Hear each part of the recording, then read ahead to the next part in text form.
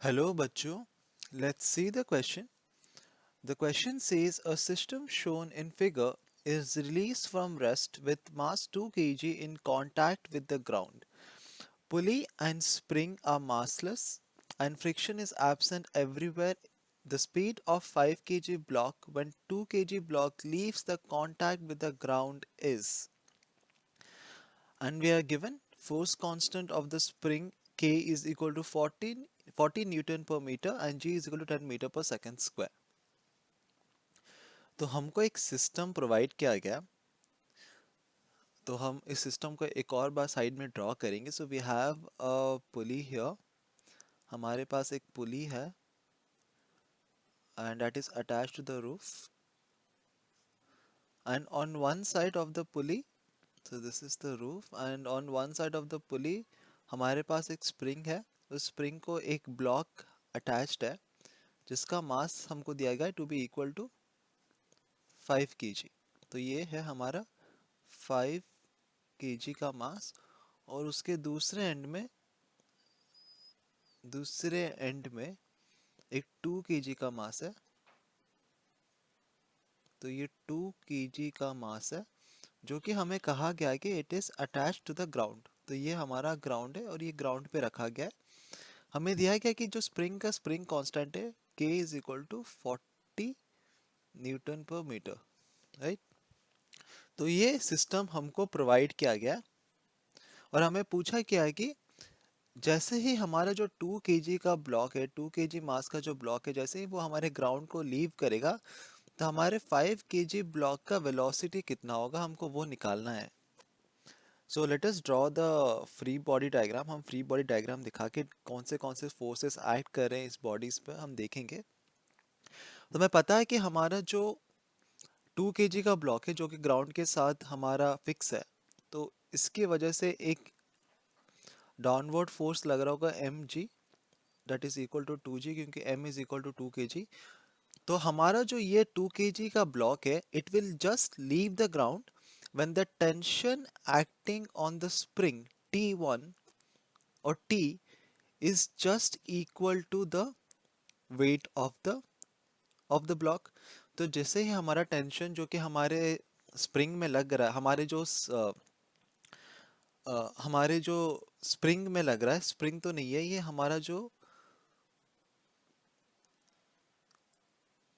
ये जो हमारा स्ट्रिंग है, जो टेंशन हमारे स्ट्रिंग में लग रहा है, अगर वो tension is just greater than और equal to the mass of the pulley, of weight of the pulley, then हमारा क्या होगा ऑफ द ब्लॉक, तब हमारा ये ऊपर की तरफ मूव करेगा, it will just leave the ground. And this tension that is acting on the string वो इक्वल होगा इस टेंशन के साथ। और ये टेंशन कितना है, अभी हम देख सकते हैं कि जैसे ही हमारा जो 2 kg का मास है वो हमारा ग्राउंड लीव करेगा। वो क्यों लीव करेगा, क्योंकि हमारा 5 kg का mass which is greater than 2 kg ये इसको नीचे की तरफ पुश करेगा। इसको नीचे की तरफ पुश करेगा मतलब क्या, हमारा स्प्रिंग एक्सपैंड करेगा। तो हम एज्यूम करते हैं कि इनिशियल पोजीशन से वो x डिस्टेंस एक्सपैंड कर रहा है, राइट। तो क्योंकि हमारा जो 5 kg का ब्लॉक है वो हमारे स्प्रिंग को नीचे की तरफ पुश कर रहा है, जिसकी वजह से हमारा स्प्रिंग x डिस्टेंस elongate हो रहा है, then because of its own nature इस स्प्रिंग के ऊपर एक रिस्टोरिंग फोर्स लगेगा, F is equal to spring constant into the displacement.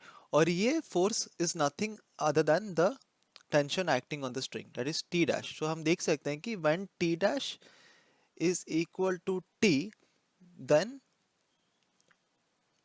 the 2 kg block just leaves the ground। जब हमारा जो tension acting T dash is equal to the restoring force, जब वो हमारे वेट के साथ जो इस साइड में जो टेंशन लग रहा है T के साथ इक्वल हो जाता है, तब हमारा 2 kg का ब्लॉक है वो हमारा ग्राउंड से ऊपर की तरफ उठ जाता है। तो हमें पता है कि T dash is equal to the restoring force that is equal to K into x, जहाँ पर x है हमारा कितना डिस्टेंस हमारा जो स्प्रिंग है वो मूव करता है वो उसको हमने लिखा है to be equal to x, और ये इक्वल होगा इक्वल टू 2g, क्योंकि 2g है हमारा tension acting on the other side of the string.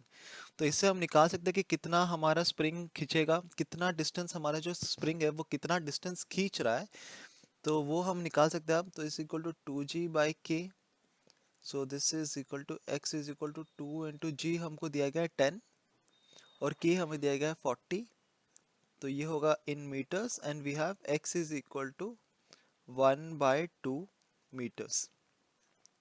तो हमको ये मिल गया कि जैसे ही हमारा जो 2 kg का मास है it will just leave the ground, जो टोटल एक्सटेंशन होगा हमारे स्प्रिंग में x होगा वो होगा इक्वल टू 1/2 मीटर। अब हमें क्वेश्चन में पूछा गया है कि what is the velocity of the 5 kg mass of block.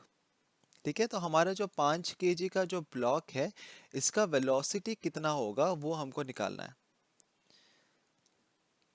अब हम फिर से ये देख सकते हैं कि हमने पहले ये डिस्कस किया था कि जैसे ही हमारा 5 kg का ब्लॉक है, क्योंकि वो 2 kg से ज़्यादा होता है, तो ऑब्वियसली हमारा जो नेक्स्ट नेट फोर्स होगा वो इस तरफ होगा, हमारे लेफ्ट हैंड साइड में होगा। और क्योंकि हमारा अगर ये हमारा 5 kg ब्लॉक का इनिशियल पोजीशन है, तो क्योंकि ये नीचे आ रहा है तो हम एज्यूम करते हैं कि ये नीचे आके इस पोजीशन में आता है, तो ये डिस्टेंस जो मूव करता है वो कितना होगा, ये भी इक्वल टू एक्स होगा।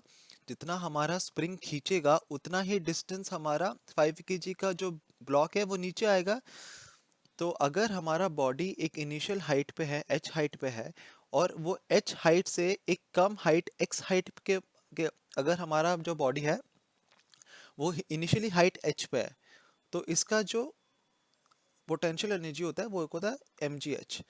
अब क्या हो रहा है, ये बॉडी हमारा उस हाइट h से नीचे की तरफ मूव कर रहा है और एक अलग हाइट में मूव आ गया, तो उस टाइम पे उसका क्या होगा, पोटेंशियल एनर्जी कितना होगा, ये हो जाएगा mgx, राइट।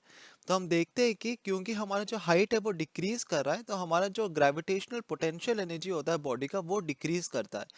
ठीक है, तो इस केस में भी हम देख सकते हैं कि क्योंकि हमारा 5 kg का जो मास है वो नीचे की तरफ मूव कर रहा है, so there will be a decrease in the gravitational potential energy of the 5 kg mass, and that decrease in gravitational potential energy which is equal to mg into x. X है कितना, x है यहाँ पर जितना distance हमारा नीचे move करेगा उतना ही हमारा स्प्रिंग एलोंगेट होगा, तो हम लिखते हैं m g x which is a decrease in gravitational potential energy.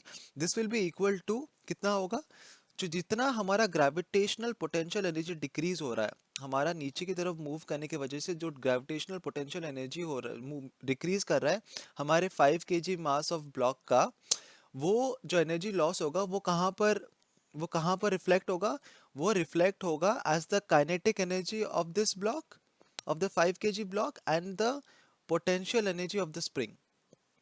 तो क्योंकि हमारा जो 5 kg का ब्लॉक है जब वो नीचे की तरफ मूव कर रहा है, so there is a net decrease in gravitational potential energy, and this decrease in gravitational potential energy is balanced by increase in the kinetic energy of the block and also increase in the potential energy of the spring.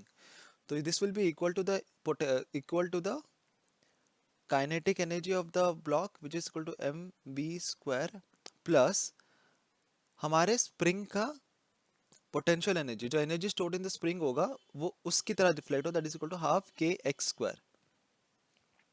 तो हमारा जो net decrease in potential energy हो रहा है of the 5 kg block, that will be reflected as the increase in the potential energy of the mass of the block and the increase in the total energy stored in the spring.